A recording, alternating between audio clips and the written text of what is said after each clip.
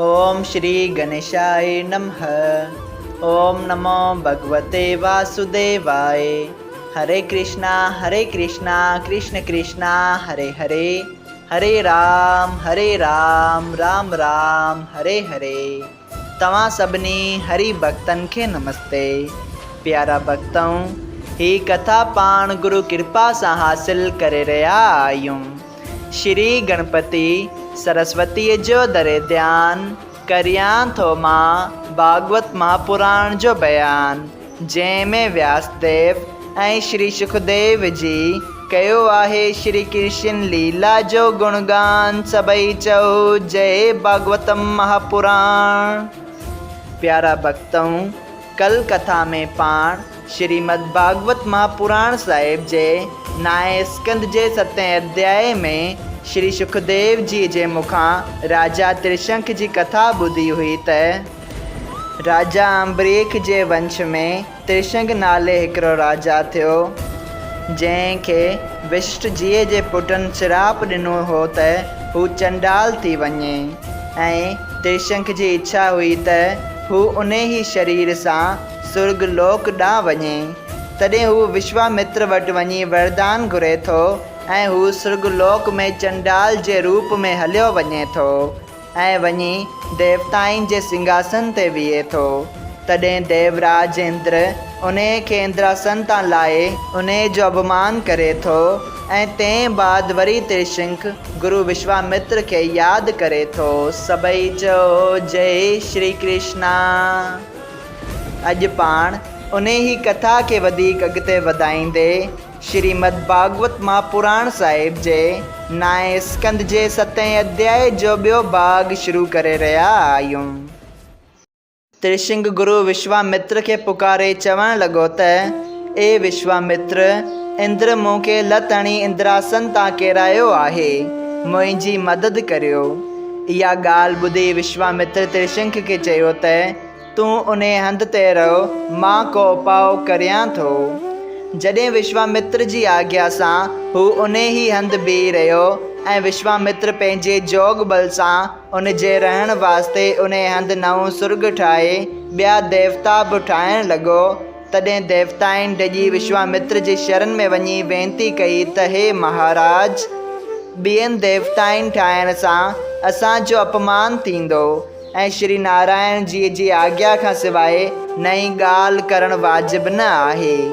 इहा ॻाल्हि ॿुधी विश्वामित्र चयो त मां त्रिशंक खे सुर्ग ॾियण वास्ते वचन ॾेई चुको आहियां, तंहिं करे हे नओं ठाहियल मुंहिंजो सुर्ग उन जे रहण वास्ते क़ाइमु रहंदो, पर ॿिया देवताऊं न ठाहींदसि। जॾहिं देवताउनि इहा ॻाल्हि मञी, तॾहिं विश्वामित्र ॿिया देवताऊं न ठाहे पंहिंजो बणायल सुर्ग उन खे रहण वास्ते ॾिनो। सो अॼु ताईं राजा त्रिशंक उन सुर्ग में उबतो लटके थो ऐं उन जे वात मां जेका गिग वहे थी, तंहिं मां करम नाशांदी पैदा थी आहे। जंहिं नदीअ में पेर विझण सां सभई पुण्य आदमीअ जा नाश थियनि था ऐं त्रिशंक जो पाछो मगधेश में पवे थो, तंहिं करे मगध देश में मरण पाप आहे। त्रिशंक जो पुटु हर्षचंद्र नाले वॾो प्रतापी राजा थियो। उन पुटु थियण वास्ते वरुण देवता जी सुखाबासी हुई त जे मूंखे पुटु थींदो त उहो छोकिरो मां तोखे बल ॾींदसि। जॾहिं वरुण देवता जी कृपा सां उनखे रोहित नाले पुटु पैदा थियो, तॾहिं राजा प्रेम जे करे उनखे 12 वरियनि ताईं बल न ॾिनो। जॾहिं वरुण देवता बल मिलण वास्ते तमामु हेठि कयो ऐं उन छोकिरे सम्झियो त घर में रहण करे हिकिड़े ॾींहुं ज़रूरु मूंखे बल चाढ़ींदा, तॾहिं पंहिंजा प्राण बचाए तीर्थ यात्रा ते हलियो वियो ऐं वरुण देवता बलिदान न मिलण ते कावड़जी हर्षचंद्र खे जलंधर जी बीमारी पैदा कई। जॾहिं राजा बीमारीअ में मरण जहिड़ो थी पियो ऐं रोहित उहो हाल ॿुधो त मुंहिंजो पीउ वरुण देवता जे क्रोध करे मौत जी हालत ते अची पहुतो आहे, तॾहिं उन वीचार कयो त मुंहिंजे अहिड़े जीअण खे धिक्कार आहे जो मुंहिंजे करे मुंहिंजो पीउ मारिजी वञे। सो हू बलिदान वास्ते जॾहिं पंहिंजे घर अचणु लॻो ऐं वाट ते उन स्नेह सेठ नाले विश्वामित्र जे भाणीजे खे ॾिठो, तॾहिं रोहित स्नेह सेठ जे माता पिता खे जे तमामु ग़रीब हुआ ऐं वटनि 3 पुट हुआ, तिन खे चयो त 100 गायूं मूं खां वठो ऐं हिकिड़ो पुटु मूं खे ॾियो। इहा ॻाल्हि ॿुधी अची कीरत स्नेह सेठ जे पीउ चयो त वॾो पुटु मूं खे ॾाढो प्यारो आहे, सो मां न ॾींदसि। उन जी स्त्री चयो त नंढो पुटु मूं खे तमामु प्यारो आहे, मां उहो बि न ॾींदसि। इहा ॻाल्हि माउ ऐं पीउ जी ॿुधी स्नेह सेठ विचें पुटु चयो त मूं खे माता ऐं पिता एतिरो प्यारु नथा कनि, तंहिं करे मां रोहित जे हथ विकामंदसि। इहा ॻाल्हि ॿुधी अजय कीरत ऐं संदसि स्त्री माठ में रहिया।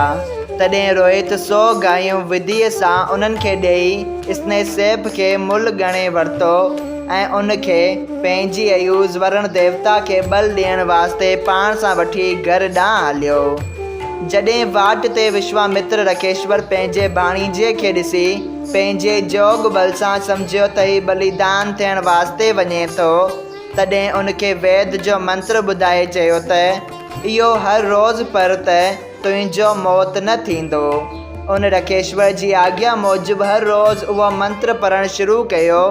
जॾहिं राजा जो पुटु स्नेह सेठ खे साण वठी राज मंदिर ते पहुतो, तॾहिं हर्षचंद्र पंहिंजे पुट खे ॾिसी ॾाढो ख़ुशि थियो ऐं उन विश्वामित्र ऐं ॿियनि रकेश्वरनि खे घुराए वरुण देवता जे बलिदान ॾियण वास्ते यज्ञ करणु शुरू कयो ऐं मन में वीचार कयो त रोहित जी अयूज़ स्नेह सेठ खे बलिदान ॾेई राजकुमार ऐं पाण खे बचाए वठंदसि। जॾहिं यज्ञ करण वक़्तु स्नेह सेठ जे बलिदान ॾियण जो वक़्तु आयो, तॾहिं विश्वामित्र घणी स्तुति करे वरुण देवता खे प्रसन्न कयो ऐं पंहिंजे भाणीजे खे बलिदान ॾियण खां बचायो ऐं वरुण देवता हर्षचंद्र जी बीमारी लाथी। जॾहिं रोहित ऐं स्नेह सेठ ॿिन्ही जा प्राण बची विया ऐं वरुण देवता बि ख़ुशि थी हलियो वियो, तॾहिं विश्वामित्र रकेश्वर गादीअ ते वेठो ऐं धर्म अनुसार राज करणु लॻो। सभई चओ जय श्री कृष्णा। श्रीमद् भागवत महापुराण साहिब जे 9 स्कंद जो 7वां अध्याय संपूर्ण थियो। अगरि तव्हां सभिनी हरि भक्तनि खे हिन कथा मां लाभ हासिल थियो हुजे त कृपया हिन कथा खे ॿियनि हरि भक्तनि सां शेयर कजो त उन्हनि जो बि भलो थिए ऐं तव्हांजो बि भलो थिए। सभई चओ जय सिया राम। राधे राधे।